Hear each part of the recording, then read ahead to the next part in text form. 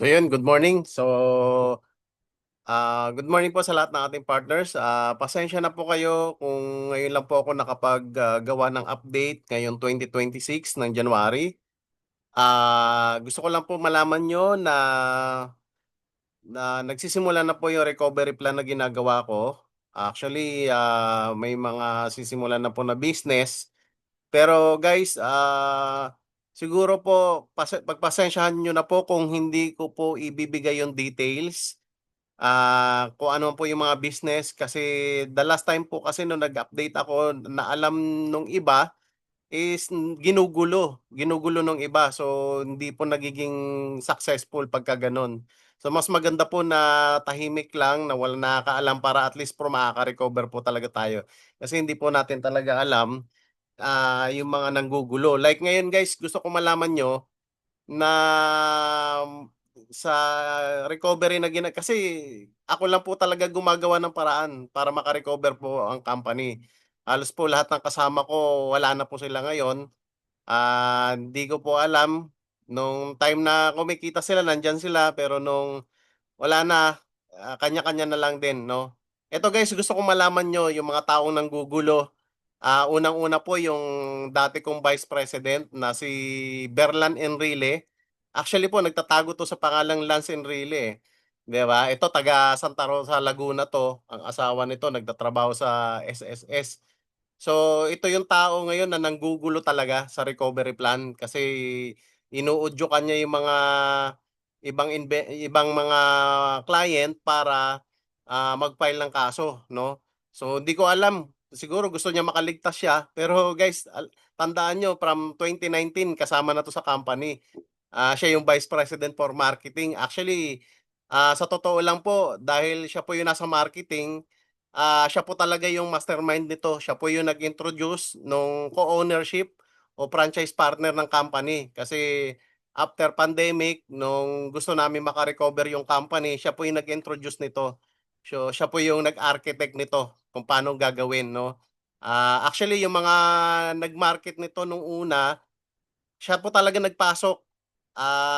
Pinasok niya dun si ano, si Baynayla Sultan. So, galing 'to sa mga franchise kasi magkakasama sila. Hanggang sa dumami na po 'no.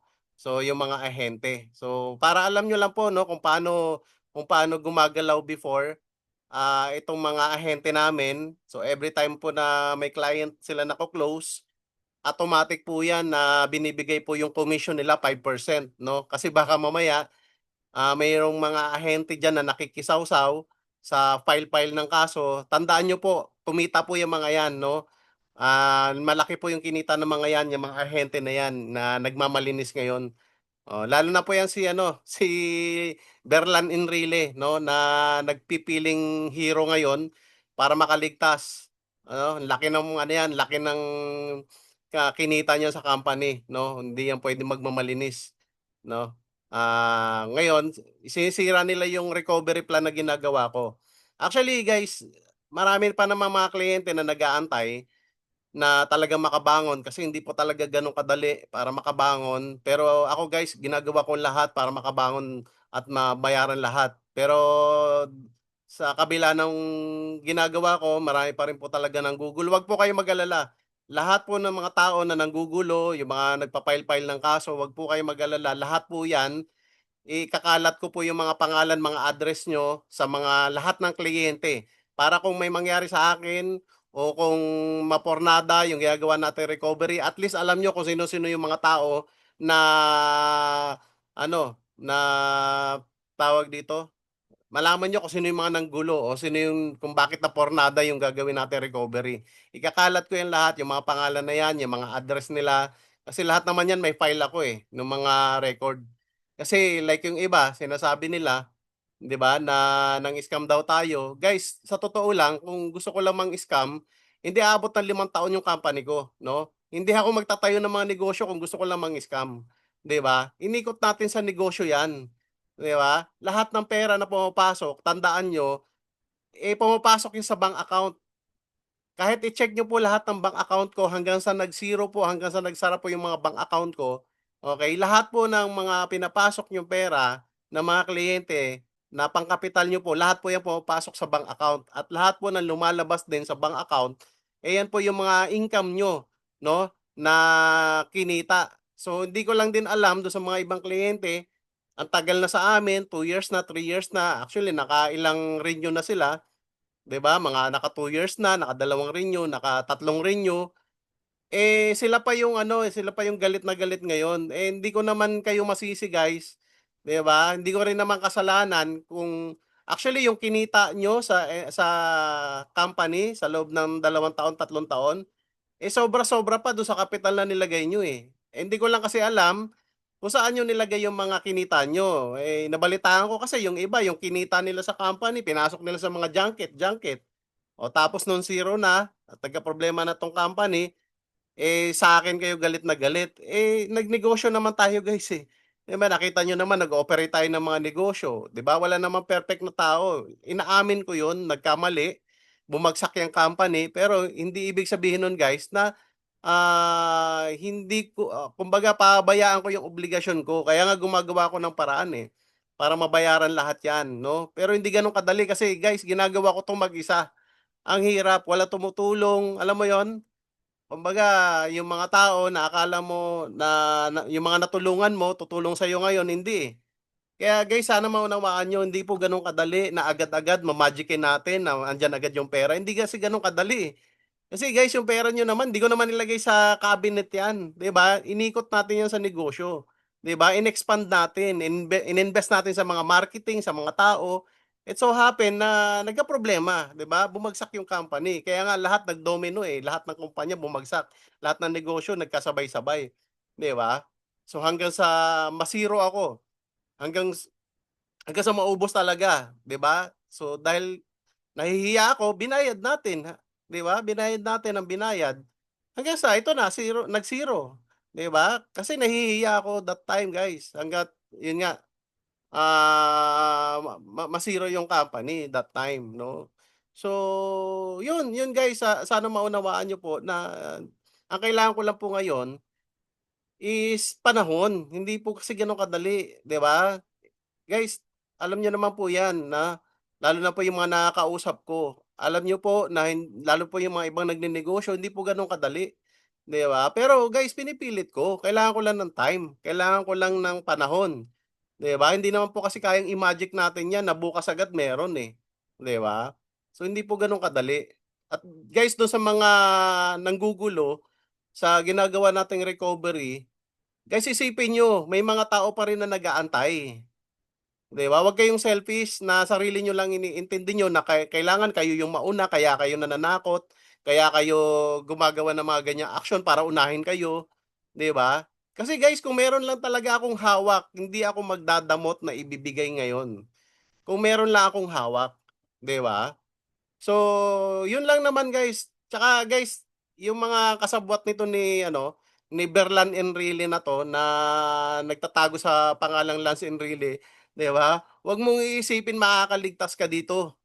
From 2019 kasama ka at ikaw mismo ang mastermind nitong ganito. Nagkataon lang na ako yung naka-front sa company, nagkataon lang ako yung may mga checking account, kaya ako yung pumirma ng mga kontrata na 'yan at cheque na 'yan.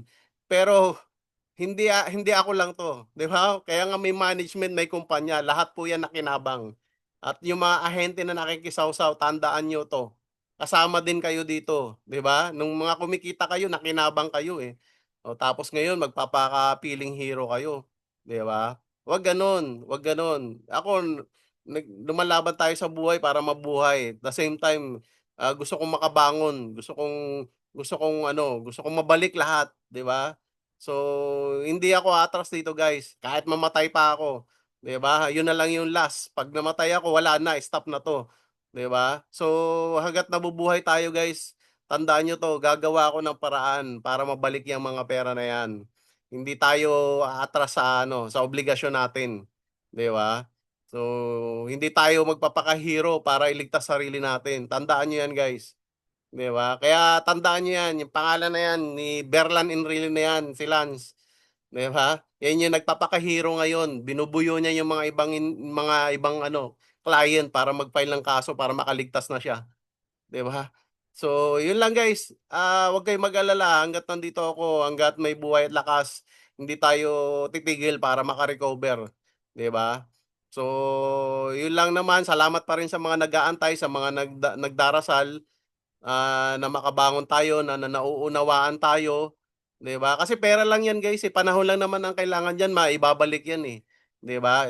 Yung iba kasi ewan ko ba, parang alam mo yun, ah grabe kung panakot, grabe kung makabanta, 'di ba? So, ganyan ba yung ano niyo, ganyan ba yung damdamin niyo, yung puso niyo dahil lang sa pera kaya niyong pumatay ng tao, 'di ba?